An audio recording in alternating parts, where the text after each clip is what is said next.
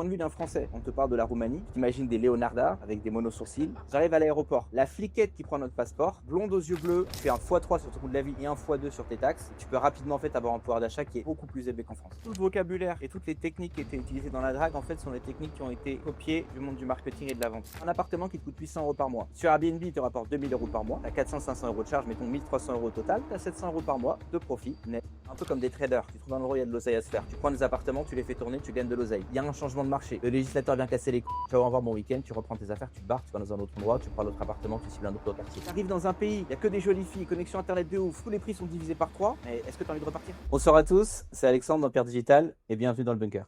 Et bonsoir à tous, bonsoir à toutes, bienvenue dans le bunker. Alors avant de commencer, s'il vous plaît les gars, on like, on partage, on fait venir un maximum de monde et on sort son popcorn parce que ce soir on va s'éclater. On va visiter une destination avec Alex qui n'a pas forcément belle presse. On imagine assez souvent les Roumains comme des gens qui sont au feu rouge à nettoyer ton pare-brise avec du gasoil, mais on va s'apercevoir que la Roumanie c'est peut-être l'Eldorado en Europe. Donc bienvenue dans le bunker Alexandre. Comment ça va? Ça va très bien, merci à tous, bonsoir à tous et merci pour l'invitation. Les gars, je pense que Alexandre est ce que j'appellerais un producteur de contenu sous-coté. Il a l'air très sérieux là avec son costard cravate, mais il nous fait des mèmes assez succulents sur Instagram et il provide un maximum de valeur sur YouTube. On mettra sa chaîne YouTube en commentaire, donc n'hésitez pas à aller le follow. Merci beaucoup GG. Alex, est-ce que tu vas en profiter pour te présenter très succinctement pour les gens de l'audience qui ne te connaîtraient pas? Ouais, ben le NIN, si tu veux, moi je suis arrivé en Roumanie il y a un peu plus de 10 ans. Depuis le temps, j'ai toujours pas appris la langue. Quand je suis arrivé,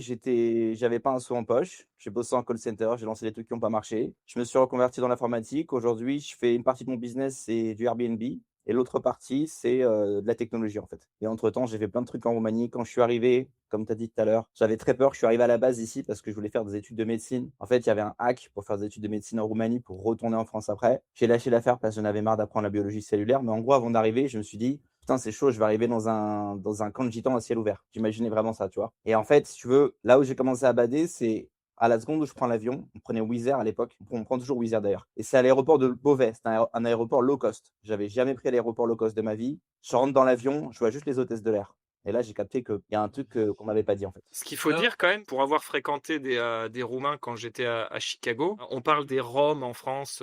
Les Roumains sont racistes envers les Roms, next level. Ils détestent être associés à ça. Et si tu leur parles de ça, eux, ils vont vraiment sortir les crocs. Ils veulent absolument pas être associés à ces gens-là. Donc, il faut vraiment faire attention parce que, alors peut-être qu'en France, c'est la vision qu'on a, mais les gens sur place, je pense pas que ce soit très représentatif en tout cas. J'ai une anecdote là-dessus. Quand je suis arrivé en Roumanie, à un moment donné, on se pose dans un McDo, on est en train de bouffer et tout. Et honnêtement, dans la ville où je suis à Cluj, franchement, il y a moins d'1% de Roms. Mais sauf que ce jour-là, il y a des Roms qui sont venus mendier, machin. Et il y a un gros Roumain sur la table d'à côté. Il a vu les Roms venir à notre table, il s'est levé. Il les a endimanchés en roumain, je sais pas ce qu'ils ont dit. Et il les a fait dégager. Mais alors, tu vois, toi, en tant que Français, tu n'aurais jamais fait ça. Tu te serais dit, attends, les pauvres et tout, machin. T'essaies d'être un peu gentil, d'être un peu doux. Le gars, il leur a hurlé dessus, il les a fait dégager. Moi, je te casse pas que ça nous avait plaisir. On a pu continuer notre McDo tranquillement, quoi. pour ceux qui nous découvrent ce soir avec cette émission, le bunker, c'est une émission de divertissement dans laquelle on reçoit des expatriés, des entrepreneurs, des penseurs, des gens qui valorisent la liberté. Et on a comme fil rouge un petit peu la thèse de l'individu souverain. Donc,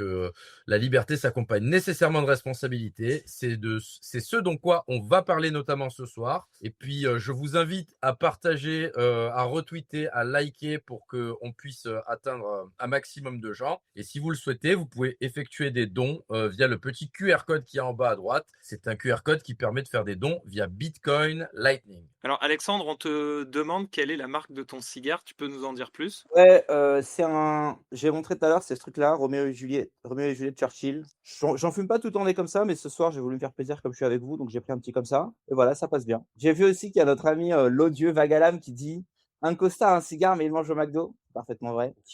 En termes de gastronomie, je suis horrible. Ok. C'est les McDo, c'est les pizzas. Là, il y a pas longtemps, il y a une chaîne qui a ouvert ici qui s'appelle Popeye ou Popeye, je sais pas. Il faut que je fasse gaffe au fast-food parce que j'aime un petit peu trop ça. Mais je ne Faut suis faire, pas un pronome. Ça, c'est faut faire attention aux apparences, les gars. Alexandre est un homme du peuple. Malgré sa richesse, il garde la connexion avec la plèbe et c'est pour ça qu'il est avec nous ce soir dans le bunker. On aime ce genre d'entrepreneur avec du cran. Si tu veux, le costume, c'est aussi pour trouver les gauchos parce que, soyons sérieux 2 minutes, aujourd'hui, les gens en France qui sont, on va dire, CSP+, il n'y a plus personne qui met un costume. Tu vas à la défense, tu vas dans la tech, tu vas jamais voir un mec comme ça. Mais moi, à la base, pourquoi j'ai fait ça? Déjà, c'est parce que je kiffe. Je trouve esthétiquement, je trouve que c'est beau. Et deuxièmement, parce que j'adore. T'imagines, tu vas sur Instagram, tu te trolles un petit peu. En plus, tu as un costume. Tu vas avoir un déferlement de gauchos qui vont t'insulter. Et personnellement, ça me fait jouir. Cette aussi une dichotomie, manière, cette dichotomie, elle est géniale. Ouais. c'est aussi une manière de te créer un personal branding, quelque chose de mémorable. On se rappelle que c'est le mec qui fait des stories avec le costume, ce genre de choses. Il y a quelque chose qui fait qu'on va se rappeler de toi. J'ai une autre question pour toi qui a un peu rien à voir. Je t'ai entendu parler de McDo et de Popeye. Ouais. Est-ce que tu pourrais me dire si tu as, parce que c'est très important pour moi, est-ce que tu as cherché à découvrir la gastronomie roumaine, la bouffe locale? Au début, oui. Quand je suis arrivé, oui, parce que tu sais, tu viens d'arriver dans un pays, tu essaies de faire un peu genre. En gros, c'est majoritairement beaucoup de viande et beaucoup de, tu vois, produits laitiers. Tu vois, ça va être tout ce qui est, je sais pas, choucroute, beaucoup de crème, de lait, de fromage. Et il y a encore un autre truc, c'est que moi, en fait, 99% des produits où il y a du fromage ou de la crème, j'aime pas ça, en fait. Donc, tu vois, la plupart de ce qu'ils font sur place, voilà, c'est lourd, en fait. Il faut imaginer que c'est un peuple qui vit dans le froid, qui traditionnellement bosse, tu vois, comme en France, en fait. Tu vois, c'est des paysans, etc. Bon, voilà, c'est l'hiver, il fait -5, -10. Il faut aller, je sais pas, traire une vache, planter des carottes. Les mecs, c'est un coup de gnôle, un truc bien lourd, tu vois? Ouais, vas-y. J'ai une théorie parce que je me suis fait une blanquette de veau là ce week-end. C'était tellement de la merde. Je me suis dit ça, c'est sûr et certain que ça vient pas de la gastronomie française et que c'est quelque chose qu'on a copié, qu'on a importé, un peu amélioré des Roumains. Parce que j'avais déjà bouffé des soupes roumaines. Ouais. C'est un peu comme ça, de la crème, du roux, du poulet, des carottes qui flottent. Là, c'est un peu du gloubi-boulga. Et je suis persuadé que la blanquette, ça n'a rien à faire dans la gastronomie française, quoi. Bah, c'est tout à fait possible, ouais. Après, il y a un truc roumain que j'aime bien, c'est un truc, en fait, ils cuisent un genre de steak, enfin de la viande de bœuf, mais en fait, c'est relativement bon. C'est les machins qu'ils mettent dans les pizzas là, les trucs rouges là, comment on appelle ça? Les longs trucs rouges? Ah, les Les peppers. pepperonis. Ouais, voilà, pepper, ce truc-là. Et ils font cuire là-dedans de la viande. Et un jour, j'étais chez une meuf, justement, quand je venais d'arriver, qui avait cuisiné ça. Franchement, j'ai ramassé le seigneur parce que je me suis dit, putain, il va me faire un truc à la crème, il va faire un truc au fromage, ça va être dégueulasse. En fait, elle a fait ça. Et franchement, ça passait très bien. Ils ont pas mal. Bon, on va arrêter la parenthèse gastronomique parce que ça va en gonfler plus d'un, mais ils ont aussi une sauce à base de poivron qui est plutôt pas mal. Et il y a beaucoup de paprika qui est produit là-bas aussi, effectivement. Ouais. On va un peu s'intéresser à ton parcours, etc.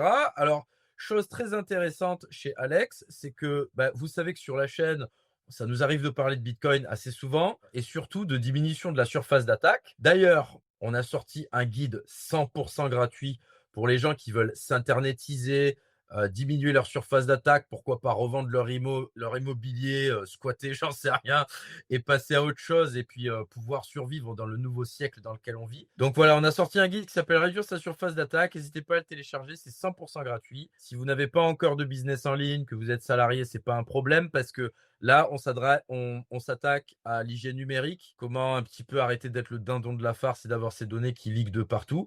Et puis, on s'adresse aussi à se préparer aussi, à s'internetiser, à maintenir, voire à augmenter son pouvoir d'achat en ayant des business en ligne. Et pourquoi pas, si ça marche, même dès le début, si jamais vous aimez bien vous mettre dos au mur, commencer à envisager de vous expatrier et de faire de l'arbitrage géographique pour aller dans un endroit où vous êtes mieux traité. Mais dans cette même thématique, on reçoit ce soir Alexandre de Empire Digital. D'ailleurs, on dit Empire Digital ou on t'appelle Empereur Digital? Franchement, ça dépend des gens. À la base, j'ai donné ce nom-là à cette chaîne, je sais plus pourquoi. De toute façon, sur ma chaîne, je parle de tout, des trucs qui me passent par la tête. Des fois, c'est digital, des fois, c'est pas digital, des fois, c'est sur la société, des fois, c'est sur l'oseille, des fois, c'est sur les femmes, ça peut être sur tout. Et le truc, c'est que le nom de domaine empiredigital.com était pris, donc j'ai pris comme nom de domaine Empereur Digital. Donc c'est un mélange de tout. Mais les gens peuvent m'appeler comme ils le souhaitent. Bon, du coup, on peut dire quelque part que tu es baisé pour la SEO, mais que tu vas utiliser plutôt les canaux de distribution média. En dehors de ça, tout à l'heure, tu as parlé assez rapidement de ton arrivée en Roumanie. Est-ce que tu peux juste revenir un petit peu sur quel est l'état d'esprit, quelle est la raison, quel est le fond, le pourquoi du comment? Parce que toi, ça fait 10 ans, hein, c'est pas un effet de mode, c'était bien avant que ce soit à la mode ou contraint comme à l'heure actuelle. Qu'est-ce qui a fait que tu es parti réellement? Donc à la base, si tu veux, quand je suis parti, j'avais pas du tout, enfin c'était embryonnaire les idées que j'avais au niveau politique, etc. À la base, je suis parti parce que je voulais devenir médecin. J'ai raté 2 années de médecine en France et je m'étais toujours dit: «Alex, tu vas devenir médecin, tu vas devenir médecin». Et donc il y avait ce hack, comme c'est dans l'Union européenne, en fait, d'aller en Roumanie pour faire tes 6 ans de médecine en Roumanie Et à la 6e année, tu reviens en France pour passer le CN et ensuite tu réintègres le circuit français. À la base, c'est pour ça que je suis allé en Roumanie. Et les choses ne sont pas du tout passées comme ça. Donc comme je disais tout à l'heure, quand moi je suis arrivé en Roumanie, au-delà des études, j'étais un étudiant, il y avait 2 choses qui m'intéressaient: les meufs et la connexion internet. Parce que j'étais un gamer, je jouais à League of Legends. Pour moi, c'était très important d'avoir une bonne connexion pour continuer à jouer à League of Legends et surtout que des jolies filles parce que j'étais célibataire et que bah voilà, tu es un jeune homme, c'est ça qui t'intéresse. Tu bien que du point de vue d'un Français, on te parle de la Roumanie, tu t'imagines pas une belle vitesse de connexion, tu t'imagines pas des jolies filles. Tu t'imagines des Leonarda avec des monosourcils qui viennent gratter ton pare-brise, tu vois ce que je veux dire? Tu t'imagines des vieilles dames, tu t'imagines des gens bizarres, patibulaires, dangereux. Tu dis que tu vas devoir vivre dans certains quartiers pour expat parce que ça peut être dangereux, machin, etc. Tu as tout ça en tête, tu vois. Mais ce qui m'a mis la puce à l'oreille, c'est qu'à l'époque, il y avait 2 chanteuses roumaines qui étaient un peu à la mode. C'est une meuf qui s'appelle Ina et une autre qui s'appelle Alexandra Stan. Bien Je sûr. me dis, c'est bizarre quand même, parce qu'Alexandra Stan, elle ressemble pas à Leonarda quand même. Et je me suis dit, ben, on va voir sur place comment c'est. Et donc, comme je disais, pour aller là-bas, on passe par un aéroport qui était, entre guillemets, low cost. Aujourd'hui, Wizz Air est toujours considéré comme une compagnie low cost, même si évidemment les prix ont dramatiquement augmenté. On passait par Beauvais. Moi, à la base, je suis réunionnais. Donc, je connaissais les avions, je connaissais les aéroports, mais je connaissais Roissy, je connaissais Orly, je connaissais les grands trucs, tu vois. J'arrive à Beauvais, déjà, je vois que c'est un petit aéroport, c'est pas la même chose. Tu dois payer pour le moindre truc, pour ton bagage, pour ton paquet de chips, etc. Je me dis, putain, ça commence, ça va partir en couille, c'est un vieil aéroport, c'est un petit avion, c'est un truc complètement pété. Et je rentre dans l'avion, tu vois. En plus, l'uniforme des hôtesses Wizz Air, c'est rose et bleu, tu vois. Donc, c'est des couleurs un peu, tu vois, c'est un peu féminin quand même. Et je vois 2 avions de chasse, en fait, dans l'avion. Les 2 hôtesses de l'air, c'est 2 avions de chasse. Je dis, attends, c'est quoi? C'est des Roumaines? C'est quoi? C'est des Françaises? Et c'est des Roumaines. Je me dis, ok, c'est pas ce que je pensais. On va voir sur place. J'arrive sur place, j'arrive à l'aéroport. La fliquette qui prend notre passeport. T'imagines, c'est le stéréotype de la Russe glacée, blonde aux yeux bleus, qui sourit pas, qui a l'air méchante, mais qu'elle est sacrément bonne, quoi. Ça, c'est la meuf qui contrôle notre passeport. Je me dis, attends, on s'est foutu de ma gueule, il y a un truc qui va pas. On prend le taxi. Alors, par contre, pour le taxi, ça correspondait au stéréotype. T'imagines un type en surpoids dans un taxi dégueulasse qui va systématiquement essayer de te baiser. Et leur scam préféré, c'était de te faire croire que les euros, c'est la même chose que les lei. Donc, en gros, pour faire de l'aéroport à la ville, c'est environ 20 lei, ça fait 4 euros. Il te dit, c'est 20 euros, monsieur, tu vois ce que je veux dire? Donc, les taxis, par contre, fallait s'en méfier à l'époque. En plus, ils sont sexistes, ils font toujours des préférences pour les filles. Ça, c'est encore d'autres anecdotes que je pourrais raconter. Bref, je prends le taxi, j'arrive à l'hôtel. L'hôtel s'appelait le Capitolina, il était en centre-ville, juste à côté de la faculté de médecine. Pareil, la meuf de l'accueil de l'hôtel, encore un avion de chasse. Je me dis, c'est pas possible, qu'est-ce qui se passe? Jamais vu autant de meufs bonnes d'affilée dans l'avion, à l'aéroport, à l'hôtel. Et après, on a commencé à visiter la ville, à visiter le centre commercial. J'ai pété un câble. J'ai littéralement pété un câble. Je me suis dit, mais déjà, je me dis, où sont les Roms? Où sont tous les Roms? Où sont tous les Romanichels? Où sont-ils? Je ne les vois pas. À part les mecs qui nous ont embrouillés au McDo.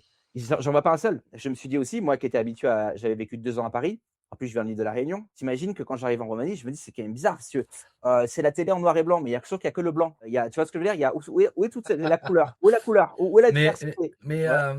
donc, ce que tu essaies de nous dire là, c'est que les clichés un peu qui ont été poussés à la TV française quand on a grandi d'un pays tristouné avec des bâtiments gris, des gens qui font la gueule en surpoids avec des taches de graisse sur le tablier, c'est pas du tout ça, quoi. Alors, il y a un peu de vrai. Tu vas passer dans certains quartiers et justement, les quartiers anciennement communistes, littéralement, ce sont des verrues. Tu passes dans les quartiers communistes, c'est affreux, c'est horrible. Tu as que des bâtiments énormes, comme tu peux voir en Russie.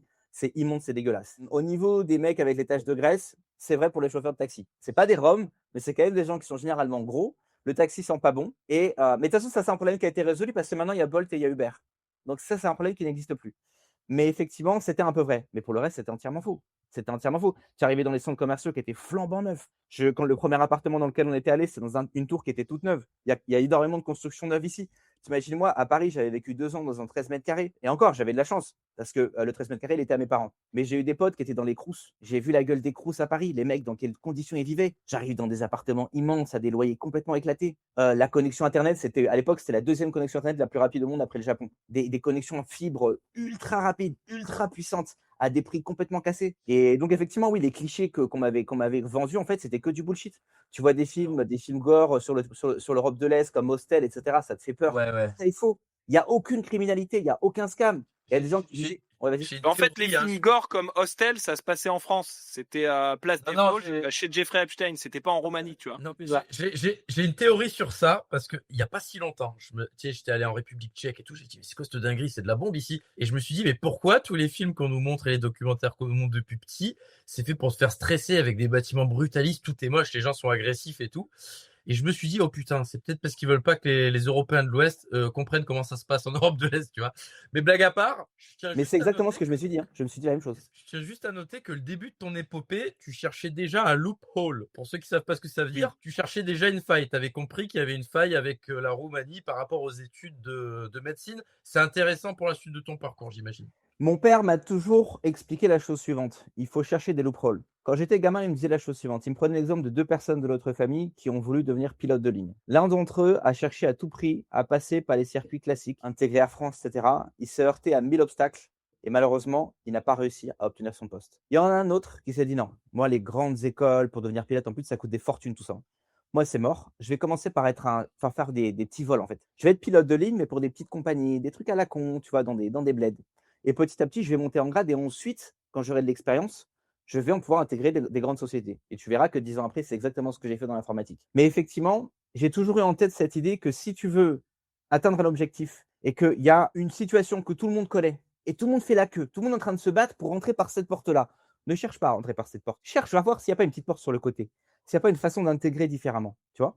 Et j'ai toujours fait comme ça en fait. Moins noble d'apparence, mais au final qui t'emmène au point B. Exactement. Alors, je continue sur ce que je disais. Du coup, j'en étais où? Avec l'hôtel? Oui, alors ensuite, tu vois, quand je suis arrivé, effectivement, le deuxième problème que j'ai eu, c'est bon, il y a des jolies filles, mais je parle pas leur langue et je parlais assez mal anglais à l'époque. Parce que tu vois, le système français, au niveau des langues, c'est même pas la peine. Mais je commençais déjà à regarder beaucoup de contenu en anglais et notamment, je cherchais à devenir dragueur. Comme j'avais des difficultés à l'époque avec les filles, je voulais devenir dragueur et c'était la mode, tu sais, des ce qu'on appelle les PUA. Tout ça buzzait à fond sur internet, il y avait des blogs, il y avait des machins, il y avait des trucs, ça venait des États-Unis. Les PUA, c'est quoi? C'est les mecs qui vont draguer les meufs dans les centres commerciaux en mode approche froide, quoi.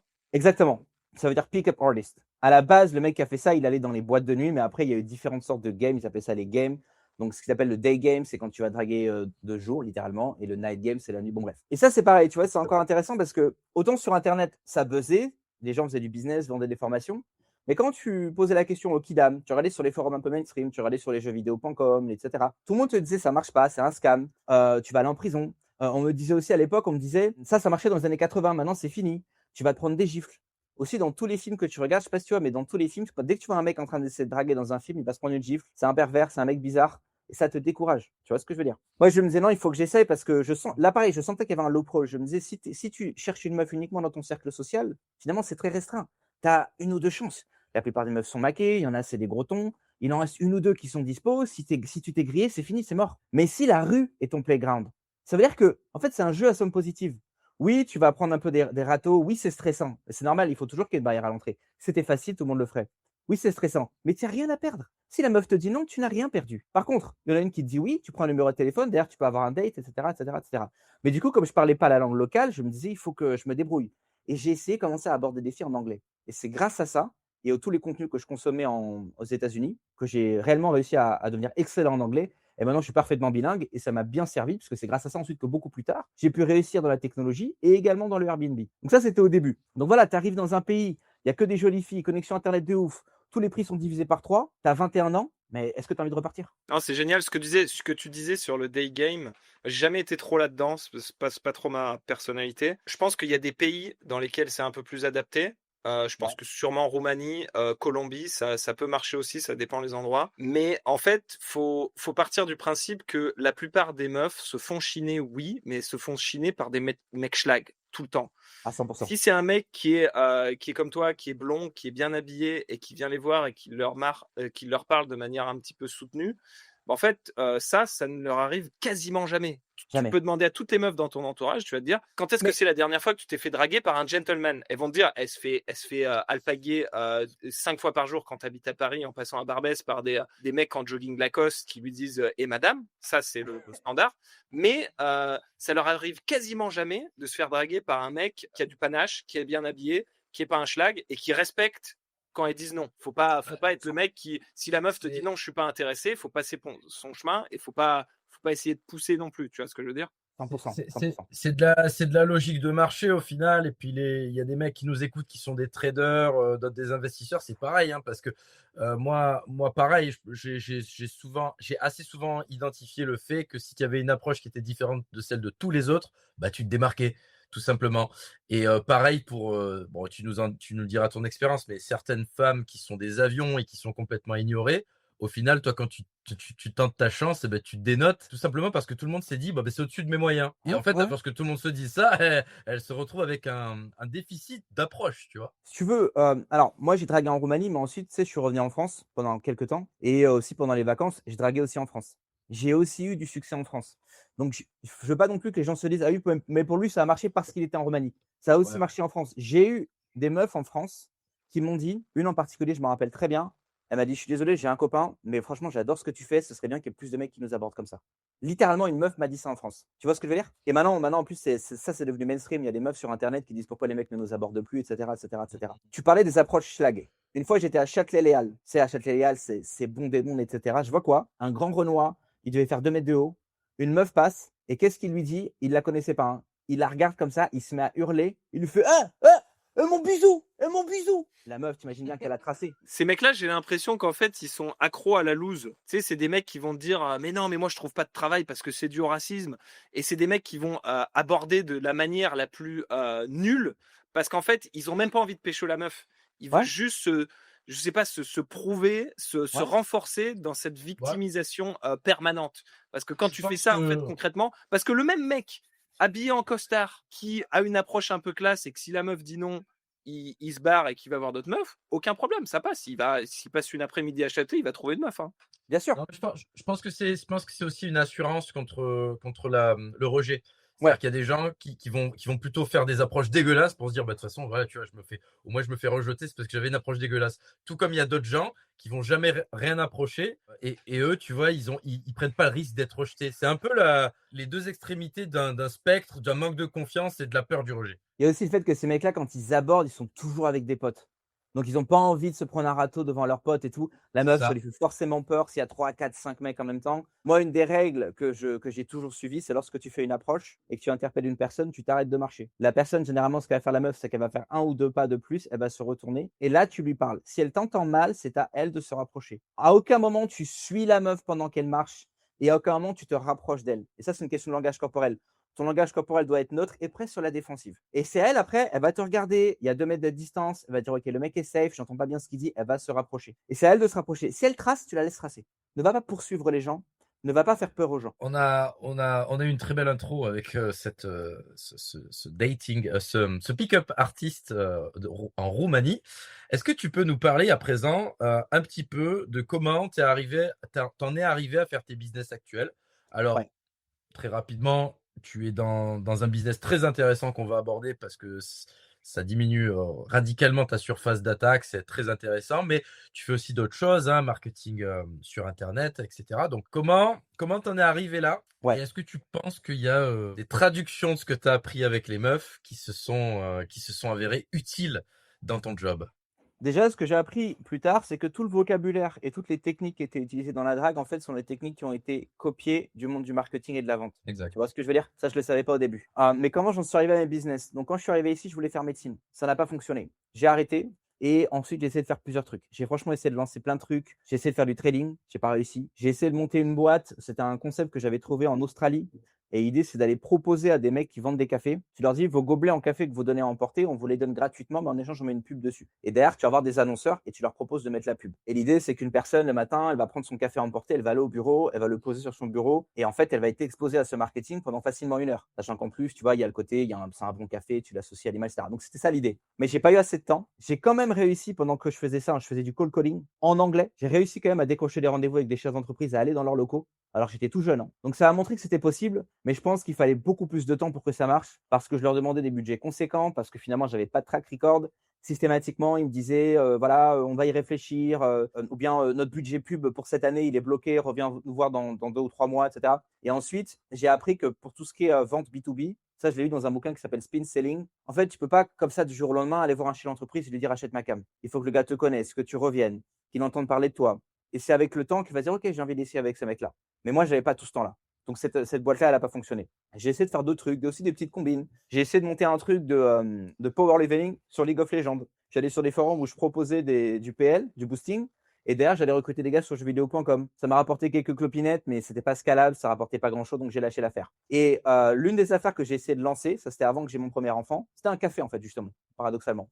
Et donc, effectivement, j'ai pris un certain temps pour trouver un local qui était en centre-ville, et cetera. J'ai bien pris mon temps pour bien chercher et on faisait des trucs qui franchement, je pense qu'on faisait du bon travail. On avait des compliments, les gens aimaient bien nos locaux. J'ai fait ça avec 3 crottes de nez, j'avais pas de voiture, j'avais pas le permis. Quand j'allais, voir des entreprises pour faire le bar, tu sais, dans ton café, tu dois avoir un bar. C'est que des trucs hors de prix. J'ai pris des meubles chez Leroy Merlin et tout pour faire mon café. Ça avait une super dégaine. Le problème, c'est qu'on était juste à côté d'un centre commercial qui était en pleine rénovation et dans ce centre commercial, ils ont fait un super café. Donc ça nous a niqué et en même temps que je faisais ça, je bossais en call center parce qu'évidemment, mes tout petits revenus de café n'étaient pas suffisants. Je bossais en call center. Ça, c'est aussi une combine pour les gens qui veulent s'expatrier avec leur sac à dos et qui ne cherchent pas à gagner beaucoup d'argent. Dans les pays de l'Est, c'est très facile de trouver un emploi de call center si vous parlez français. Et du coup, suite à cet échec avec le café, tu vois, et j'avais mon premier enfant, je me suis dit, OK, il faut que j'arrête les combines. Là, ça ne marche pas, mes trucs d'entrepreneuriat. Il faut que je fasse un truc un peu plus sérieux. Et je regardais les offres d'emploi.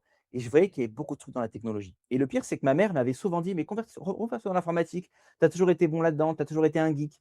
Mais dans ma tête, je me disais, parce que j'avais écouté les bêtises sur Internet, je me disais, oui, mais pour faire ça, il faut faire 5 ans d'études. Moi, j'ai pas 5 ans d'études à faire, je suis déjà adulte, je ne veux pas retourner avec les gamins. Et là, j'étais confronté à un dilemme. À l'époque, et d'ailleurs c'est toujours le cas, tu avais une structure en France qui s'appelait Open Classroom et qui proposait des formations payantes et pour le coup validées par l'État pour t'apprendre à devenir codeur en fait. Et ce qui était intéressant, c'est l'ont copié des États-Unis, c'est que tu avais une garantie. Si à la fin de ton parcours, on t'oblige à faire X recherche d'emploi, enfin tu as fait les étapes qui t'ont demandé et que tu ne trouves pas de travail, on te rembourse l'intégralité de la formation. Qu'est-ce que je fais? Je vais sur Internet, je vais sur Developez, je vais sur Hardware, je vais sur jeuxvideo.com, je pose des questions. Tout le monde me dit qu'il ne faut pas faire ça. C'est nul, c'est pas un vrai diplôme, c'est pas une vraie formation. Des gars qui disaient, moi je suis dans la technologie, je suis recruteur, jamais de la vie je recrute un mec qui a fait Open Classroom. Mais d'un autre côté, j'avais des autres sons de cloche. Je me disais, putain, ils ont une garantie. Sur leur site, il y a des gens qui disent qu'ils ont trouvé du boulot. Franchement, j'ai rien à perdre. Allez, je me lance là-dedans. Et j'ai fait une formation qui a duré 1 an et demi pour apprendre le Python. En même temps que je faisais cette formation, je faisais du call center. Petite autre anecdote pour montrer la flexibilité en Roumanie par rapport à en France. En call center, j'ai fait 1 an ou 6 mois sur site et encore 1 an à la maison. C'est-à-dire que le call center, payé au salaire minimum, t'envoyait un setup chez toi avec ordinateur et téléphone pour que tu puisses bosser en télétravail. Est-ce que ça en France, ça existe? Est-ce que tu as des employeurs comme ça qui recrutent des gens, on va dire, à bas niveau, qui vont se casser le cul, envoyer des setups chez les gens pour qu'ils puissent bosser en remote? Bien sûr que non. Donc, j'ai eu cette chance. Donc, en même temps, je bossais en télétravail, en même temps, j'apprenais le Python. Et suite à ça, en réalité, il s'est révélé que quoi? Comme par hasard, tout ce qu'on m'avait dit sur Internet, c'était des conneries et il y avait bel et bien du boulot à la clé. Il y avait bel et bien du boulot à la clé et j'ai pu trouver un emploi de développeur. Certes, au début, qui était assez mal payé. C'était 1 000 € par mois, mon premier travail en tant que développeur. Ce qui, à l'époque, à Clos, j'étais OK, on va dire. Par rapport au. C'était OK, tu pouvais vivre avec ça. C'était pas dans la. En Roumanie, du coup, ça te convenait d'avoir ces revenus-là? Ouais, ouais, ouais. À l'époque, 1 000 € par mois, franchement, je me disais, ça va, je peux payer mon loyer, etc. Bon, et puis c'est le début. Et je savais qu'après, j'allais évoluer. Et ensuite, c'est vrai, j'ai fait des mouvements très agressifs dans ma carrière. Je ne me suis pas contenté de rester dans la même boîte. OK, je suis passé en freelance assez vite pour ensuite réussir à avoir des revenus qui sont bien plus élevés que tout ce que j'aurais pu imaginer. Je ne peux pas forcément dire exactement combien je gagnais, mais je gagnais très, très bien ma vie. Je pouvais mettre beaucoup d'argent de côté. Et c'est suite à ça que je me suis dit, OK, maintenant j'ai un peu dosé de côté, j'ai un petit peu plus d'appétit au risque. Vas-y, je me relance dans l'entrepreneuriat. Et c'est là que j'ai découvert le business de l'arbitrage locatif. Ça, pareil, j'ai découvert en écoutant du contenu US. Je sais qu'il y en a qui le font en France parce que j'ai trouvé leur compte YouTube aussi. Mais là-bas, j'ai trouvé ça sur le compte US. Et l'idée était toute conne, en fait. Ouais. Attends 2 secondes. Est-ce que tu peux définir ce que ça veut dire arbitrage locatif? Parce que pour toi, ça te paraît peut-être évident. Je sais que dans notre audience, il y a beaucoup de gens qui sont quand même assez allergiques à l'IMO en général. Donc, ils s'en désintéressent. Est-ce que tu peux définir ce que c'est pour qu'on puisse tous comprendre et être sur la même longueur d'onde? En fait, l'idée, elle est très simple. En France, ça s'appelle de la sous-location professionnelle. Au lieu d'acheter un bien pour le mettre sur Airbnb ou Booking ou en location courte durée, tu vas louer un bien et tu vas le mettre sur ces plateformes. Et l'idée, en fait, c'est de trouver des bons deals. Évidemment, il faut faire attention parce que tu vas payer le loyer. Donc, mettons, je te prends un exemple. Tu as un appartement qui te coûte 800 € par mois. Sur Airbnb, il te rapporte 2 000 € par mois. Ça te fait 1 200 € de profit. Avec ça, tu payes tes charges, tu payes ta femme de ménage. Également, pour séduire le propriétaire, tu vas devoir lui promettre s'il y a une petite réparation, tu la fais ici et là. Mettons, tu as 400-500 € de charge, mettons 1 300 € au total. Derrière, tu récupères 2 000 €. Avec un appartement, tu as 700 € par mois de profit net. Et ça peut se mettre en place très rapidement, sans risque. Parce qu'en plus, alors un autre truc qui m'a poussé à aller là-dedans, c'est mon frère qui m'a fait découvrir ça. C'est que tu as des logiciels sur Internet. Vous pouvez aller regarder, tu vois, l'un des plus connus, c'est RDNA. Il y en a un qui s'appelle Price Labs. Maintenant, il y en a un, c'est RBTix. Et en gros, c'est des logiciels qui vont chercher la data sur Airbnb et qui vont te donner. C'est du scrapping. Ouais, tu vas voilà. récupérer les prices en temps réel. Exactement.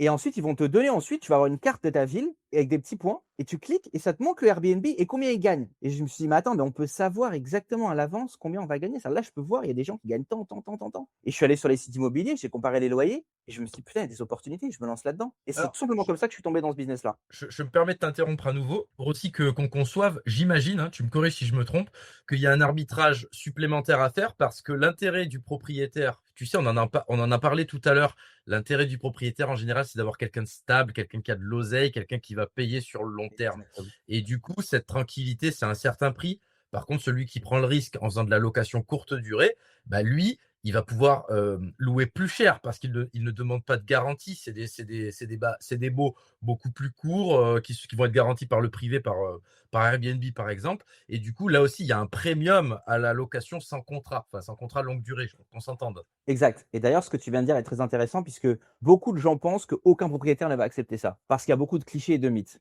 L'un des mythes, déjà, c'est qu'en location courte durée, l'appartement s'abîme plus vite qu'en location longue durée. Et paradoxalement, contrairement à ce que les gens pourraient penser, en réalité, la location courte durée, l'appartement s'abîme moins vite. C'est-à-dire que si dans un mois, par exemple, j'ai eu, on va dire, allez, 3 clients par semaine, 3 4, 12 clients, l'appartement sera en bien meilleur état que si j'ai eu un client pour des raisons psychologiques. Quand la personne elle est chez elle, elle reste longtemps, elle va tendance à abîmer, encrasser, et cetera. Il y a aussi le fait que plus il y a de clients, plus la femme de ménage repasse derrière. Il y a le fait que le client sait très bien que s'il casse quoi que ce soit, il va prendre une petite facture. Et donc en réalité, l'appartement est bien davantage protégé en location courte durée qu'en location longue durée. En France en particulier, c'est intéressant puisque comme on l'a évoqué et tout le monde le sait, les propriétaires ont de plus en plus peur, ont de plus en plus ras le cul.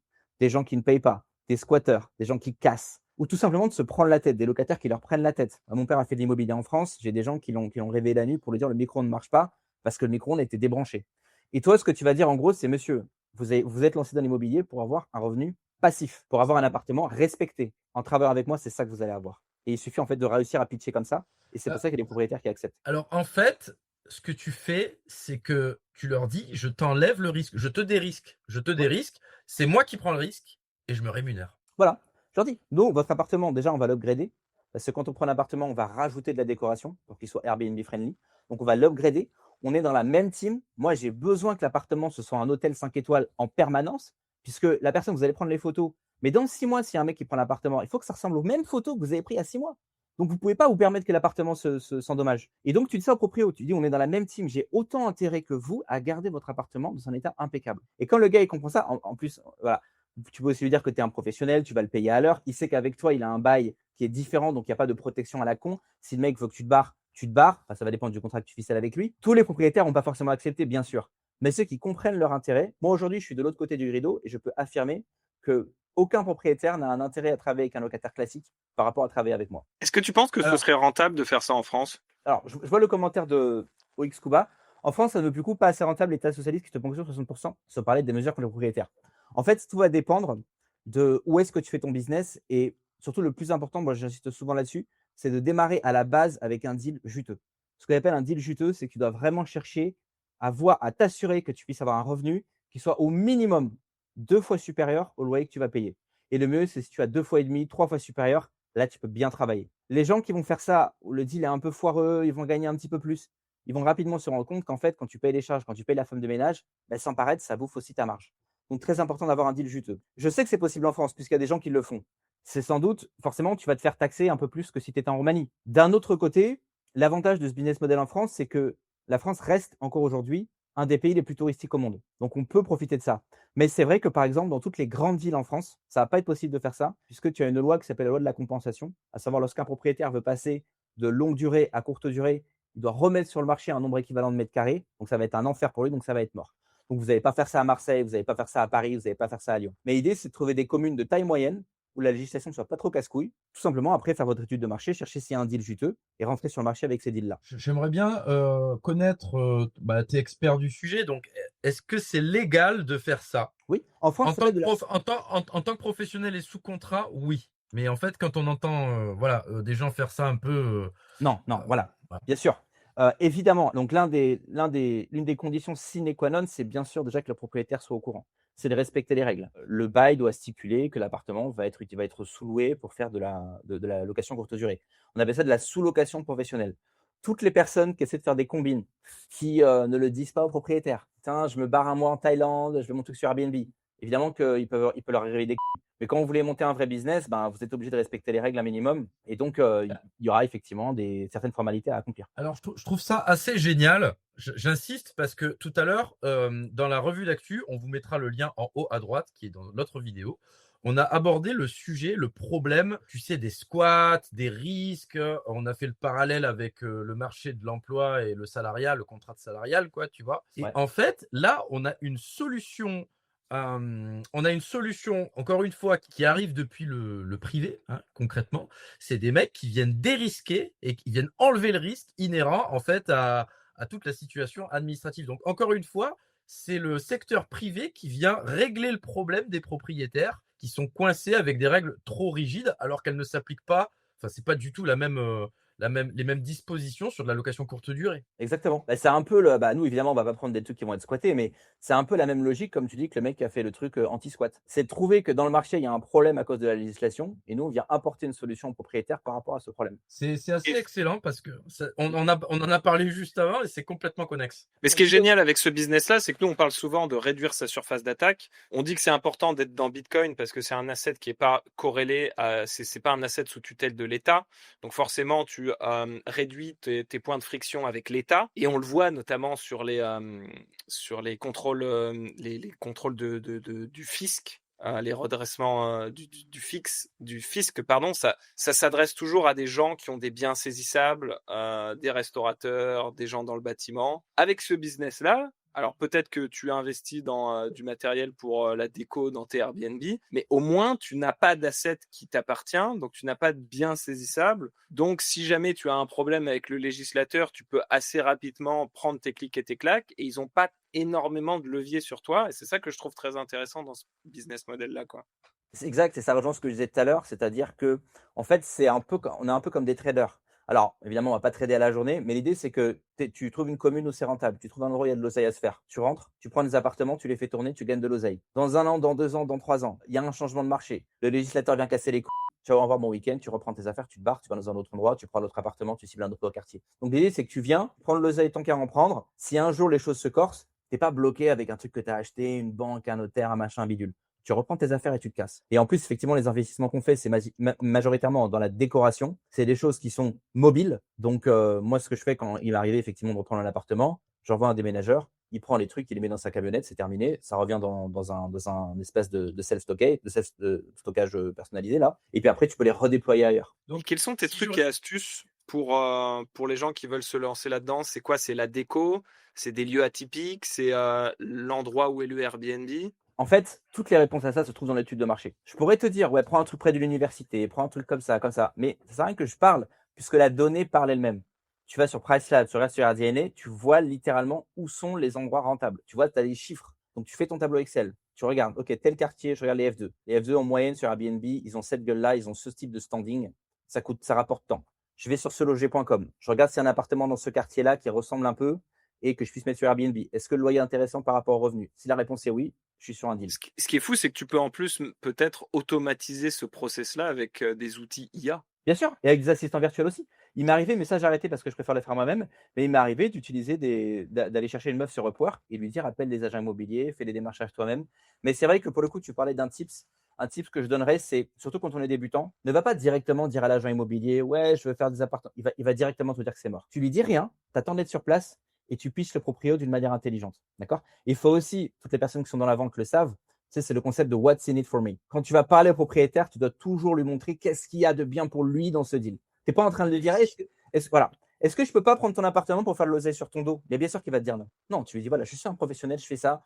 Les propriétaires travaillent avec moi parce que A, B, C, D, parce que c'est des risqués, parce qu'on entretient l'appartement, parce qu'on paie le loyer rubis sur ongle, parce qu'on fait attention, parce qu'il y a les femmes de ménage. Et donc, ça leur améliore grandement leur qualité de vie. Vous pouvez enfin prendre vos vacances en croisière tranquillement sans vous dire que votre locataire va vous casser les couilles. Alors, j'en profite aussi. Hein. On a parlé du fait que là, c'était une solution qui émerge du privé, hein, des gens comme toi, des arbitrageurs au service des proprios, mais aussi au service des locataires, parce qu'il y a de plus en plus de gens qui en ont plein le cul d'être salariés et qui se mettent auto-entrepreneurs, ce genre de choses.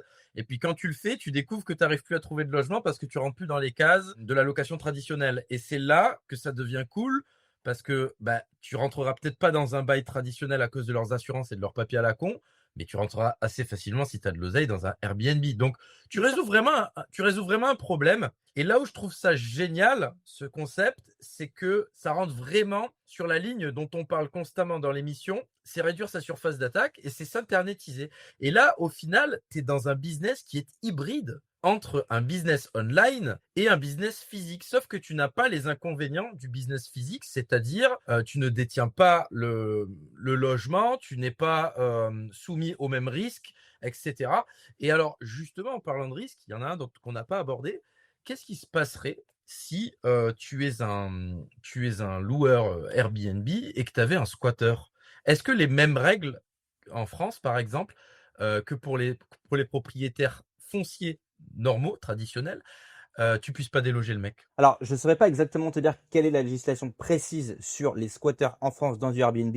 Ce que je sais, c'est que c'est beaucoup plus facile de déloger un squatter quand il est passé par Airbnb que quand le gars il est venu dans un bail classique. Tout simplement parce que la législation est beaucoup plus hardcore quand la personne a fait un bail classique. Et d'ailleurs, il y a aussi beaucoup de propriétaires d'ailleurs qui se lancent, non pas dans l'arbitrage, mais tout simplement en fait qui passent de la location long terme à la location courte durée, non pas pour gagner plus, mais tout simplement pour se dérisquer eux-mêmes. Le problème, c'est qu'ils se rendent assez vite compte que si tu n'as pas de système, si tu n'as pas d'équipe, si tu ne travailles pas intelligemment, en fait, ils se retrouvent eux-mêmes à faire le ménage, etc.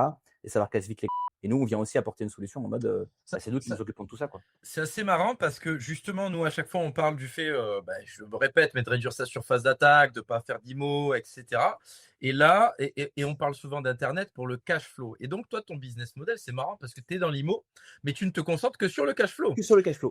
Et après, sur tes excédents de trésor, si tu veux, tu peux très bien les mettre dans Bitcoin, dans des assets qui ne sont pas physiquement présents dans un endroit et en proie à quelconque persécution, quelque part. Tu es libre géographiquement et tu pourrais même faire ça éventuellement dans plusieurs pays. Bien sûr, il y a des gens qui font ça dans plusieurs pays, il y a des gens qui font ça à l'international ou dans plusieurs communes, etc. Et comme tu l'as dit, c'est un business, c'est la grande différence en fait avec l'immobilier classique. Ce business, c'est un business 100% cash flow. Il n'y a pas de prêt, d'investissement au sens classique du terme. On fait ça que pour le cash flow. Mais pour le coup, tu vas, voilà, comme je viens d'expliquer, si tu as un bon deal, tu peux assez facilement mettre un appartement sur pied, sortir 500 euros, 600 euros, 700 euros par mois avec un seul appartement, alors que tu as investi 3000 balles en fait. Et en fait, C'est assez génial. C'est assez génial parce qu'on parle tout le temps de business en ligne. Ça demande quand même des compétences, ça demande quand même du temps, de l'originalité, de se tenir au courant de la technologie. Je dis pas que le tien non, mais ça voudrait dire aussi que quelqu'un qui a un peu plus une sensibilité, tu sais, manuelle, physique, tu sais, voir les choses, il a plus l'instinct de terrain, etc. C'est un business internet qui est accessible pour ces mecs-là, même s'il n'y a pas, voilà, il y a des trucs qui sont très abstraits en business internet. On va pas se mentir, du business de la donnée, etc. Là, c'est un peu plus concret, quoi. Puis ça demande pas d'investissement, c'est ça qui est fou. Ça demande quasiment rien d'investissement, à part un peu de déco, quoi. Ce que tu disais, moi, je suis très pro business en ligne. Je pense que tout le monde devrait avoir sa personal Ouais. brand. Tout le monde devrait être sur les réseaux. Le truc, c'est que la grande différence, je dirais, avec le business de l'arbitrage, pour moi, c'est la certitude. Quand tu vas te lancer en ligne, c'est pas exactement qu'est-ce que tu vas vendre. Est-ce que ça va être des partenariats? Est-ce que ça va être de l'affiliation? Est-ce que ça va être des formations, des accompagnements, de la publicité? C'est pas quand c'est que ça va prendre. Est-ce que tu vas avoir de l'audience? Peut-être qu'il y a des gens qui ont beaucoup d'audience, mais c'est du divertissement, donc peut-être qu'ils vont gagner moins qu'un type qui a une audience de niche, mais il est avocat, donc il gagne plus. Donc, il y a beaucoup d'incertitudes. Malgré ça, je pense que tout le monde devrait être en ligne aujourd'hui. Alors que dans l'arbitrage, c'est vrai que comme tu as toutes les données avant de commencer, disons que pour quelqu'un qui se dit je veux me lancer dans un truc et je veux être sûr de moi, pour moi, c'est l'idéal. Disons que tu vas sur un marché déjà existant, concurrentiel aussi, ça t'empêche pas de créer ta propre patte, mais t'es pas non plus dans. Parce que forcément, quand tu lances un business en ligne et que tu n'y connais rien, tu es un peu perdu dans un océan où tu dis mais par où je pars? Qu'est-ce que je fais? Ouais. Et il y a une phase de recherche, alors que là, il y a un marché qui est déjà existant. Et puis peut-être, encore une fois, c'est physique. C'est un mec qui a une sensibilité un peu plus, tu vois, de terrain. Il aura la possibilité de. Ok, très bien. J'ai eu une question tout à l'heure passée dans le chat, intéressante. S'il y a des gens qui veulent absolument aller dans tes BNB, est-ce qu'ils peuvent te payer en Bitcoin? Oui, j'ai vu ça tout à l'heure. Pour le moment, je n'ai pas encore développé de solution comme ça, puisque comme je passe que par Airbnb et que il ne me semble pas qu'on puisse payer en Bitcoin pour réserver sur Airbnb, pour le moment, ce ne serait pas possible, mais je pourrais très facilement mettre en place un système de direct booking. Si du coup, je faisais mon propre marketing, j'avais mon propre réseau de gens, par exemple, de gens qui sont venus une fois, peut-être via Airbnb. Ensuite, je prends leur email et je les recontacte. je pourrais faire un site avec du direct booking et proposer des paiements en Bitcoin. Ce serait pas du tout un problème. Très très malin parce que du coup tu élimines la marge j'allais dire de Airbnb. booking parce que c'est le même business mais c'est C'est la même chose, ouais. Si c'est pas indiscret, l'argent que tu fais, tu l'épargnes où? Tu es plutôt action, IMO, Alors en ce moment, la plupart de l'argent que je me fais, il y a une partie que j'ai investi dans l'IMO, mais c'est plus pour des raisons personnelles. Et il y a une autre partie tout simplement que je laisse en trésorerie. Tu me diras, je sais que c'est pas bien de laisser l'argent dormir, mais pour le moment, j'essaie d'accumuler un peu de trésor pour reprendre des appartements et aussi parce que je me dis ça depuis un moment, mais pour essayer d'augmenter aussi un peu ma présence en ligne, faire des trucs un peu plus léchés, un peu plus montés, peut-être engager des équipes des mecs qui vont me filmer. Parce que jusqu'à maintenant, ma chaîne YouTube, c'est vraiment une chaîne personnelle, c'est un journal intime en fait. Je montre aux gens ce qui me passe par la tête. Je leur montre, il y a sur ma chaîne YouTube, ceux qui veulent aller voir, vous pouvez aller voir, j'ai filmé en direct des appartements que j'ai pris, des appartements que j'ai équipés. Vous tapez Airbnb, parce que je parle de tout, donc vous tapez Airbnb, vous allez tomber sur mes Airbnb. Mais ouais, la plupart de ma thune aujourd'hui, c'est l'investissement que j'ai fait en IMO. Et ensuite, Ici, dans le bunker, il n'y a pas de langue de bois. Clairement, sur tes chaînes, en fait, ce que tu fais pour le moment, c'est construire ton personal branding, ton image de marque. Et d'ailleurs, tu le fais plutôt bien. Hein. Je vous invite tous à suivre. On mettra tous tes liens en commentaire dans les rediffs. En fait, est-ce que tu conseilles aussi aux gens qui s'internétisent, que ce soit dans l'arbitrage BNB ou pas, de commencer par ça? Tu conseilles de faire avant tout une présence web, un personal branding, et puis après, tu vois comment tu transformes? Bien sûr. D'ailleurs, comme tu dis, il n'y a pas de langue de bois. Moi, je conseille aux gens de faire la même chose que moi. Si demain, vous vous lancez dans l'arbitrage Airbnb, putain, mais filmez vos appartements. Vous filmez tout. Vous filmez tout, ça vous donne de la crédibilité. C'est un truc en plus qui est c'est assez internet friendly dans le sens où tu peux montrer ce que tu fais. Parce que tu sais, si dans le SEO, tout ça, bon, tu peux montrer des dashboards, mais ça reste virtuel. Alors que là, tu peux montrer ce que tu fais. Tu peux te montrer, voilà, je vais acheter de la déco, j'équipe, je repeins les murs. Moi, j'ai filmé des trucs comme ça. Et donc, tu vois, tu te lances avant de lancer n'importe quel business que tu vas lancer. Et ensuite, pendant que tu montes ton business, tu détailles tout sur Internet. Et comme ça, les gens voient ce que tu es en train de faire, voient que tu es sérieux. Et ça te donne beaucoup de crédibilité, en fait. Bah alors, justement, cette présence en ligne, ce personal branding que tu as construit, d'ailleurs, c'est comme ça qu'on t'a découvert et on a beaucoup apprécié. Tu es super drôle, donc c'est pour ça que tu es là ce soir. Mais est-ce que à côté de ça, ça te sert aussi à multiplier tes sources de revenus, notamment, pourquoi pas, avec des formations ou alors est-ce que tu expliques aux gens comment mettre en place les outils que tu as, le business que tu fais? Est-ce que c'est une partie aussi de tes activités? Oui, alors c'est vrai que ma chaîne YouTube, je dirais que c'est 90% de blabla. J'aime me convaincre que c'est du personal branding, mais si tu veux, quand tu fais sérieusement du personal branding, tu dois réfléchir à l'avance à ta brand, de quoi tu vas parler, quels sont les sujets que tu vas aborder, que tu vas pas aborder. Moi, tu vois, des fois, je parle business. Un jour, je tombe sur une news qui me fait péter un câble. Je fais une vidéo pour en parler. Donc, c'est un peu à l'arrache aussi.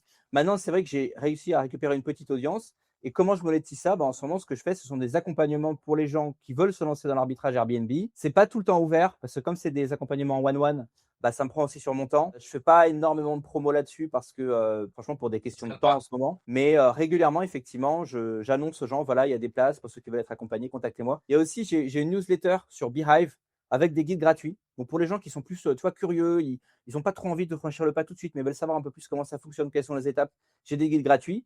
Et pour les gens qui sont en mode, voilà, moi j'ai un peu dosé de côté, je veux me lancer sérieusement là-dedans, je suis vraiment motivé, ils peuvent me contacter. Quand j'ai des spots ouverts, eh ben, en fait, ce que je fais, c'est que je fais un appel d'1 heure avec eux pour vraiment cerner leur projet. Est-ce que tu auras suffisamment de temps pour le faire? Combien tu as de trésor? Qu'est-ce que tu comptes en tirer de ce truc-là? Pour vraiment être sûr qu'il y a un match, tu vois. Et s'il y a un match, on démarre et on travaille ensemble, tout simplement. Et alors, tu as abordé tout à l'heure le sujet de la profitabilité en France à cause des taxes, des impôts et tout ça. Est-ce que tu peux nous dire un petit peu, parce qu'on n'en a pas du tout parlé, on a parlé surtout des meufs en Roumanie, mais qu'est-ce que c'est un petit peu les conditions fiscales? Qu'est-ce que c'est un petit peu, ça ressemble à quoi l'environnement des taxes et des impôts en Roumanie? Alors, il y a deux choses à dire. Sur le plan, à l'instant T, aujourd'hui, si tu regardes, tu demandes à ChatGPT de te faire une liste de tous les pays de l'Union européenne avec ce qu'on appelle le corporate tax, les taxes sur les entreprises, la Roumanie se classe encore très bien. Mais aujourd'hui, on est à 16% sur les bénéfices et 16% sur les dividendes. Même si par rapport à ce que tu pourras avoir en France, c'est mieux, tu me diras, c'est pas difficile de faire mieux que la France. La Roumanie n'est peut-être pas non plus le meilleur pays fiscalement parlant. Moi, je ne suis pas venu en Roumanie que pour des raisons fiscales. Il faut aussi admettre que quand je me suis lancé à l'époque, les conditions étaient encore plus favorables et qu'elles ont tendance à malheureusement se durcir un petit peu d'année en année. Pour moi, c'est pas une surprise parce que l'environnement fiscal en Roumanie il y a 5 ans était tellement choquant. Je crois que c'était, tu pouvais faire une combine où tu avais 1% sur les profits et 3% sur les dividendes. C'est tellement choquant en fait que je savais que ça n'allait pas durer. Donc là, ils augmentent petit à petit. Je sais pas jusqu'à où ils vont augmenter. Jusqu'à aujourd'hui, on est encore sur un environnement qui est évidemment plus favorable que la France, et même en Union européenne qui est relativement favorable par rapport à la moyenne. Et moi, pour le moment, ça me convient tout simplement. Bah, alors, on le rappelle à l'audience, c'est vrai qu'avec le temps et les invités depuis plus d'un an, on s'aperçoit qu'effectivement, il y a bien sûr souvent un moteur fiscal, mais ça ne doit jamais être la principale motivation pour une relocalisation, parce qu'il y a tout le reste, hein, il y a le niveau de vie, hein, le coût de la vie, et puis il y a aussi les affinités personnelles, le climat, le fait d'être en Europe, les femmes, ce genre de choses. Exact. J'en profite pour teaser rapidement. N'hésitez pas à vous inscrire sur guide.lebunker.net, recevoir notre guide Réduire ta surface d'attaque, parce qu'il se pourrait bien qu'on ait un produit qui arrive dans pas longtemps à destination des gens qui sont freelance, qui ont un business en ligne et qui voudraient envisager des relocalisations. Voilà, donc je te laisse continuer, l'instant pub est fini. On a parlé rapido de Fisca, donc ça reste plus intéressant que la France. De toute façon, c'est pas difficile. On a parlé très rapidement, mais pas en détail. Qu'est-ce que ça donne, selon toi? C'est difficile à évaluer, évidemment, mais en termes de discount sur le coût de la vie par rapport à la France, la Roumanie? Honnêtement, je pense que le discount est énorme. Moi, j'avais calculé à un moment donné un fois 6 parce que, à un moment donné, bon, moi, en plus, je suis à Cluj. Cluj, c'est une des villes les plus chères de Roumanie. Mais si tu regardes le coût de la vie qui est, en gros, 3 fois inférieur à celui de la France et les taxes qui sont à peu près la moitié, en tout cas de ce que j'avais calculé à l'époque, bah, tu fais un fois 3 sur ton coût de la vie et un fois 2 sur tes taxes et tu peux rapidement, en fait, avoir un pouvoir d'achat qui est beaucoup, beaucoup plus élevé qu'en France. En fait, il y a quelque chose que les gens abordent assez souvent sous cet angle-là. Tu sais, en France, on prend souvent l'exemple du ciseau. T'es coincé entre l'État et les ingénieurs buveurs de Capri Sun. Ouais, Mais il faut aussi le voir dans l'autre sens, ce ciseau-là. C'est-à-dire que quand tu pars ailleurs, parfois, c'est peut-être pas la décision la plus rationnelle d'un point de vue des taxes. Mais encore une fois, c'est le ciseau entre les impositions, l'environnement des taxes, etc., ce que tu y perds, mais aussi la qualité de vie, le coût de la vie et tous ces trucs-là. Si tu pars dans un endroit qui est pas le moins taxé du monde, mais où le coût de la vie est beaucoup plus bas et du coup, tu peux te permettre de te concentrer vraiment sur faire du capital, bon, c'est un calcul Puis rationnel aussi, quoi. aussi, qu'est-ce qu'ils font de tes impôts? Je suis désolé, quand tu as un pays qui est beaucoup taxé, mais que, par exemple, comme Naïb Boukele, le mec, il met les criminels en prison, il leur fait faire de la couture et il construit des cathédrales, je pense que t'as pas le même rapport à l'impôt que quand ton impôt, il sert à financer les chars de la Gay Pride. clairement, clairement, Tu clairement. vois ce que je veux dire? 100%. On a une petite question fiscale là. C'est quoi la fiscalité crypto en Roumanie? Tu le sais ou pas? Bah, malheureusement, je saurais pas te dire précisément. Pas de problème. On enchaîne assez vite, comme ça on essaye de pas faire garder la rediff trop longue. Ceci dit, j'aimerais bien parler un petit peu des aspects, c'est inévitable de nos jours, IA. Est-ce que l'IA, c'est quelque chose qui t'intéresse? C'est quelque chose que tu travailles déjà? C'est quelque chose que tu as déjà intégré dans tes business? Moi, j'utilise l'IA toute la journée, en permanence, pour tout. C'est vrai que du coup, étant un power user, c'est vrai que des fois, je trouve qu'il y a une hype sur l'IA qui va un peu trop loin. Je suis de ceux qui pensent que l'IA ne va pas mettre tout le monde au chômage, mais je suis aussi de ceux qui pensent que l'IA aujourd'hui, c'est la même chose qu'un téléphone portable ou qu'Internet ou l'électricité. On ne peut pas s'en passer, ça fait gagner un temps fou. Oui, il y a des tâches sur lesquelles l'IA va faire des petites erreurs. Il convient aussi de réessayer tous les 3 mois, tous les 6 mois, s'il n'y a pas de nouveaux outils, ça ne s'est pas amélioré. Mais moi, j'utilise ça pour tout, dans la C'est pas technologie. tous les 6 mois, hein, c'est toutes les 2 semaines. Hein. Toutes les 2 semaines. Et j'utilise ça vraiment pour tout, en fait. Ça peut être, voilà, comme j'ai dit, dans la technologie. Par exemple, on parlait tout à l'heure des plateformes qui font du scraping de données. Pour Airbnb, par exemple, Price Labs, aujourd'hui, intègre l'IA pour vous aider quand vous allez lister vos trucs sur les plateformes. En fait, ils vont chercher, ils vont regarder le taux d'occupation dans votre quartier, pour votre appartement, par rapport au marché. Ils vont intégrer plein de données et avec l'IA, ils vont vous donner le prix idéal pour votre listing, pour avoir un taux d'occupation multiplié par prix à la nuit qui soit le plus optimal possible. Donc ça, c'est intégré. Tu as aussi tout ce qui est, ça c'est un truc à la con, tu me diras, mais tu sais, des fois, tu as des clients qui te disent un truc et ils te font un peu chier. Et ben, au lieu de réfléchir toi-même à comment je vais lui répondre, tu sais quoi, je copie-colle ce qu'il me dit dans le chat GPT et je dis à ChatGPT, fais-moi une réponse un peu corporate, un peu polie, qui ne me mette pas en risque. Et ça te libère l'esprit. Ça, c'est des petits trucs, hein, mais toutes mes recherches, je les fais avec ChatGPT. Maintenant, tu peux, Alors, quand tu fais ouais, je voulais juste rajouter sur ce que tu dis, même par rapport aux petites erreurs, etc. Ouais, Il y a vraiment un filtre, on va dire, darwinique. C'est que effectivement, tu prends n'importe quelle IA, n'importe quel LLM. En fait, quand tu parles à des LLM, etc., ils font des erreurs et tout, et il y a beaucoup de gens qui s'en servent, on va dire, raw, nu, cru. Alors qu'en fait, si tu veux avoir quelque chose qui s'améliore en qualité, hein, moi je suis partisan du 20-80 de toute façon, il faut vraiment que tu y mettes de l'intelligence. Tu vois. C'est déjà un outil d'intelligence artificielle. si tu mets pas de l'intelligence humaine, que tu lui expliques pas le cadre de travail, voilà, le contexte et ces choses-là, forcément, il va te faire de la merde. Quand les gens faisaient une recherche Google à l'époque, ils n'allaient pas appliquer bêtement ce que le premier résultat leur dit, tu vois. Exact. Tu utilises aussi ton cerveau. Alors, le petit message pour toi qui a été envoyé par un donateur de Satoshi, 1000 Satoshi, merci. Oublie pas d'enlever les tirets quand tu réponds par email, Alex. Je ne sais pas, c'est peut-être une private joke. Non, c'est quand les IA, quand ils envoient quand ChatGPT te fait un prompt, il met des tirets longs et tu peux griller. En fait, il y a deux trucs qui grillent un message IA, c'est les tirets longs et c'est pas X, c'est Y. Non, c'est Ouais. pas machin, c'est telle chose. Il y a une façon de parler. Il y a les guillemets aussi. Ouais, Les ouais. guillemets, parce que souvent, les gens, ils te mettent les guillemets comme ça, et Ouais. l'IA, elle te les met les comme ça, tu vois. Après, moi, J'ai je une question par rapport à l'IA. Ouais. Tu as dit tout à l'heure que tu t'étais formé sur Python pour apprendre à coder. Ouais. Est-ce que si c'était aujourd'hui, tu referais la même chose et tu apprendrais à coder? Ou avec le vibe coding et Claude et tous ces outils-là, tu te dirais pas besoin? Je pense qu'en fait, il faudrait voir ce que proposent les formations d'aujourd'hui. Ce que moi j'ai appris il y a un certain temps, c'est peut-être que maintenant il y a des meilleures façons d'apprendre. Je pense qu'il faut quand même les fondamentaux. Je pense pas que l'IA va remplacer tous les développeurs informatiques, mais maintenant quasiment tous les développeurs utilisent l'IA. Mais c'est vrai que moi par exemple, j'ai un pote qui a pas longtemps qui a essayé de faire une petite application purement en vibe coding. Il s'est rendu compte que c'était un peu plus difficile que ce qu'il imaginait. Parce que quand tu comprends absolument rien à l'output, tu peux pas corriger, tu peux pas lui dire là tu es en train de faire de l'over-engineering, là tu as mis 300 lignes de code, ça normalement ça devrait faire en 10 lignes de code. Quand tu peux pas, t'as pas un feeling en fait, ça peut rapidement partir en. Donc je pense que c'est toujours un secteur porteur, mais en fait, il faut les fondamentaux, connaître les fondamentaux pour pouvoir utiliser l'IA correctement, tout simplement. Alors, ma petite plus-value sur le sujet, c'est que je pense que l'IA est exceptionnelle si tu sais être un bon chef de projet, ou un bon chef de produit, hein, certains diront.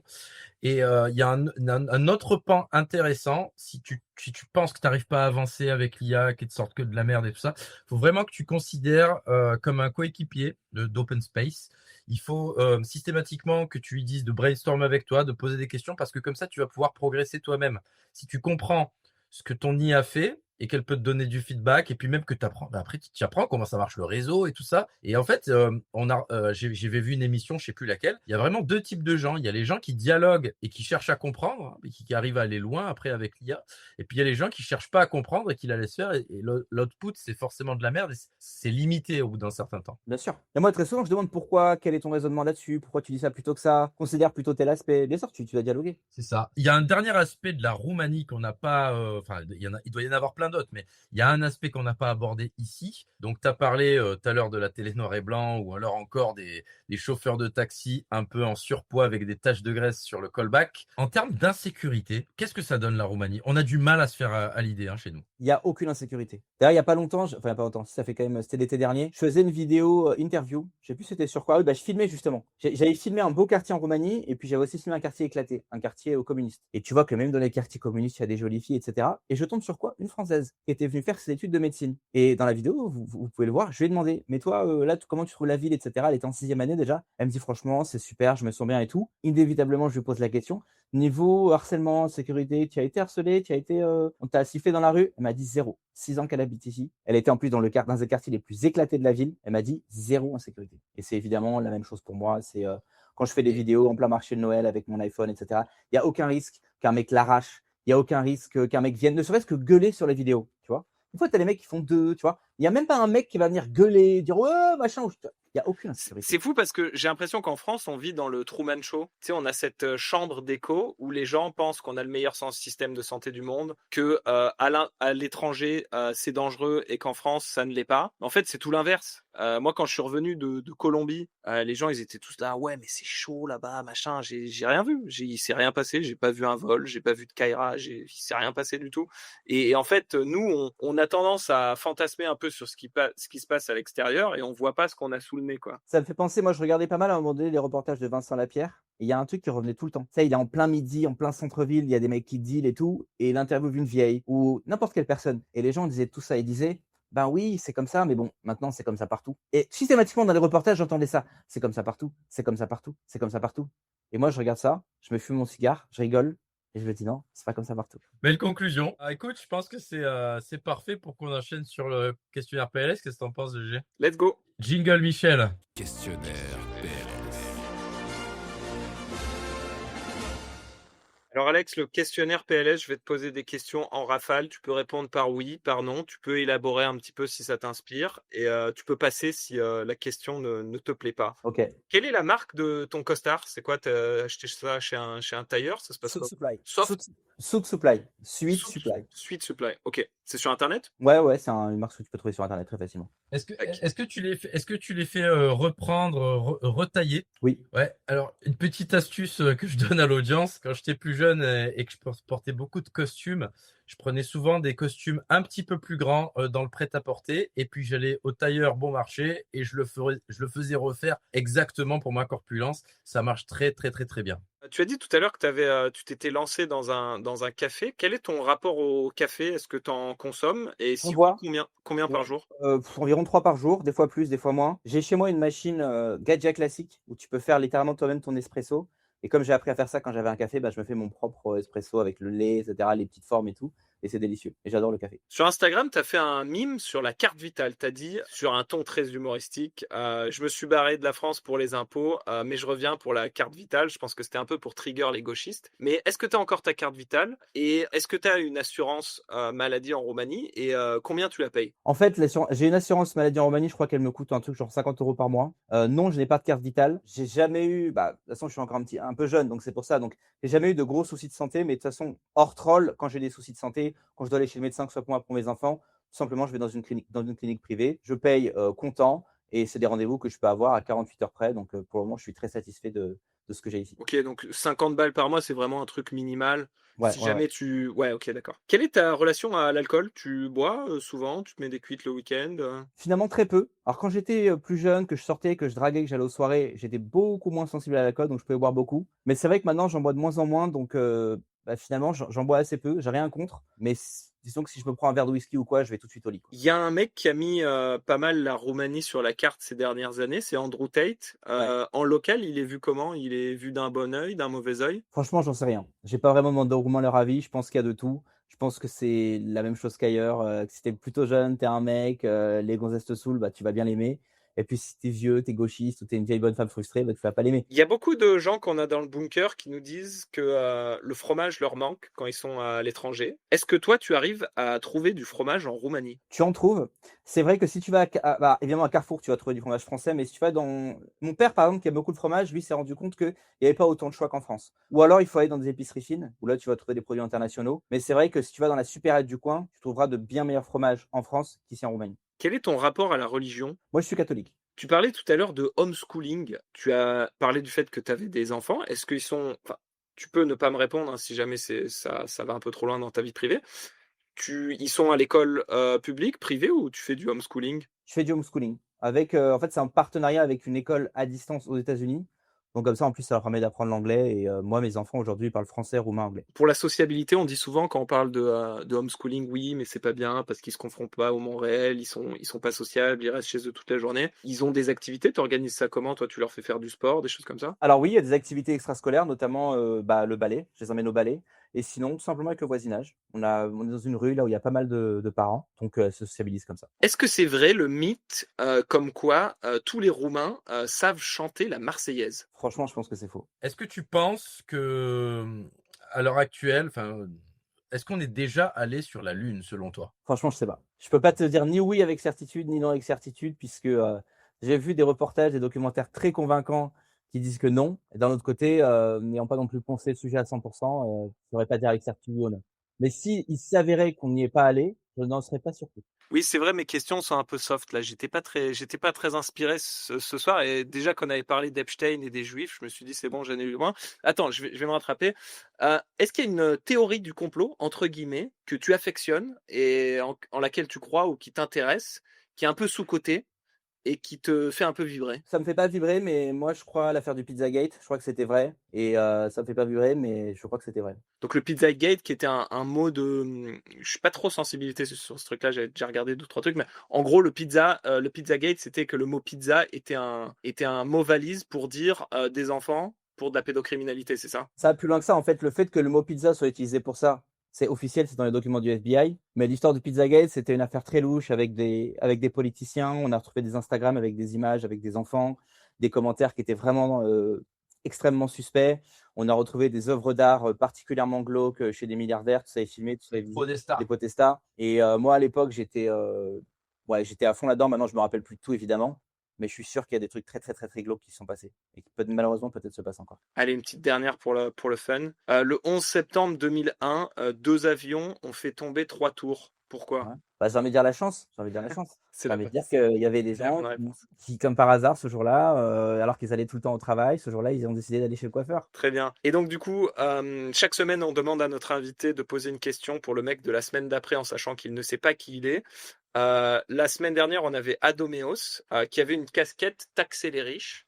Et Ouais. du coup, il nous a. Non, taxer l'État. Taxer l'État. Ah oui, taxer l'État, pardon, excusez-moi. Il avait une casquette. Ah oui, bah, taxer les riches, ça aurait pas été dans le thème. Et donc, du coup, il voulait te poser la question.